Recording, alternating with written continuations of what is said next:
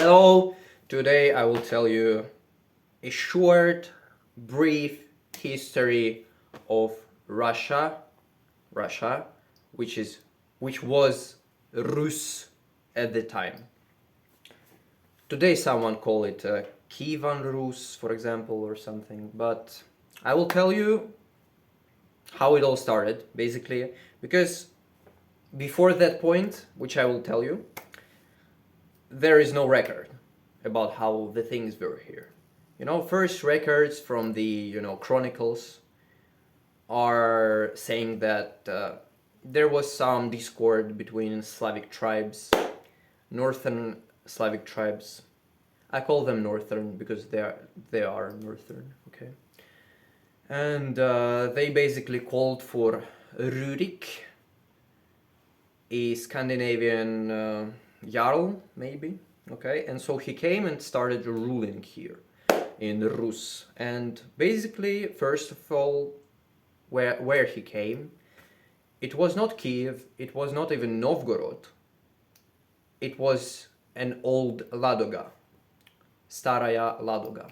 It is called in Russian. So he came with his brothers at first, and they started ruling over this northern Russia, let's say. So Rurik was in Staraya Ladoga, Old Ladoga, and his brothers were somewhere else. I don't even recall that because it's not that important.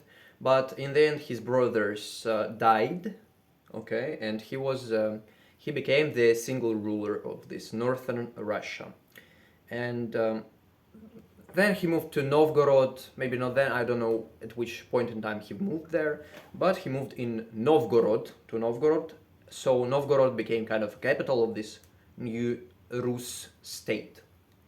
Another story, Rurik had two, Varangians, okay, two, like in Russia they call it druzhina, which is like retinue or something, like guard. And he had two guards, Askold and Dir. Askold and Dir moved somewhere to some remote place, and they settled in Kiev. So they started ruling there and stuff.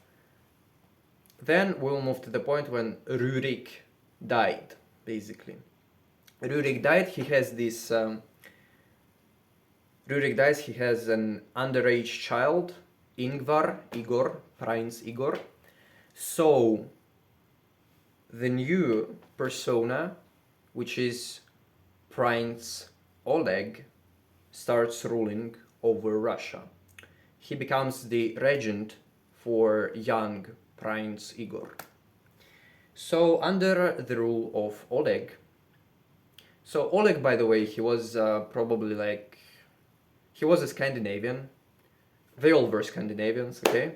And he was not Rurik's, how do you call it? Relative, okay? So, probably he was somewhat related through the marriage ties. I don't even remember. You can check that. I am not claiming that it's true or something. I just tell what I recall. So, basically, under the rule of Oleg, this state, Novgorod Rus, northern Russia, it expanded. And Askold and Dir, by the way, they were not part of this state. But Oleg came with an army, with a young prince, Igor, into Kiev, where he met Askold and Dir, and he executed Askold and Dir because he wanted probably to take this city for himself. So, the kind of Kiev adds up to this state, and it becomes like kind of a Kievan Rus, because Kiev becomes the center of this principality, okay? And under the rule of Oleg, by the way, he raided Constantinople. If someone doesn't know, he raided Constantinople, and residents of Constantinople were forced to pay money to him So he goes away, and they basically like argued, and Oleg claimed that Oleg wanted some discounts for, you know, trade, for Russian traders who, you know, to lower taxes for those Russian traders who come trade in Constantinople, and that was settled. Then Oleg dies at some point.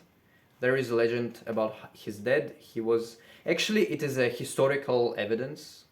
It was also depicted. It was mentioned in some Icelandic saga of Odd I don't remember. Like yeah, in this Icelandic saga, this myth maybe, I don't know, it's mentioned. So probably it's not a myth if it's mentioned in different sources. By the way, he came onto the grave of his beloved horse, okay, and he took the skull of the horse, and the snake came out of it, and the snake bit him, and he died of poison. Yeah, by the way, this Oleg, he was called the prophet or the wise. In Russian, he's called the prophet. Okay, in English, he's for some reason called Oleg the wise. There are some different, you know, some people say he was super like smart or something. Some people, they say that he could predict some events, you know. So then there is Igor. Igor comes to age, and he starts ruling this new Russian state, okay, Rus. Probably we'll stop on that. I don't want to go too much too deep into this history, but you can kind of, you know, imagine, you can have at least basic understanding of what was going on back in the days in Russia in Viking Age. What the deal was here, okay? So, goodbye.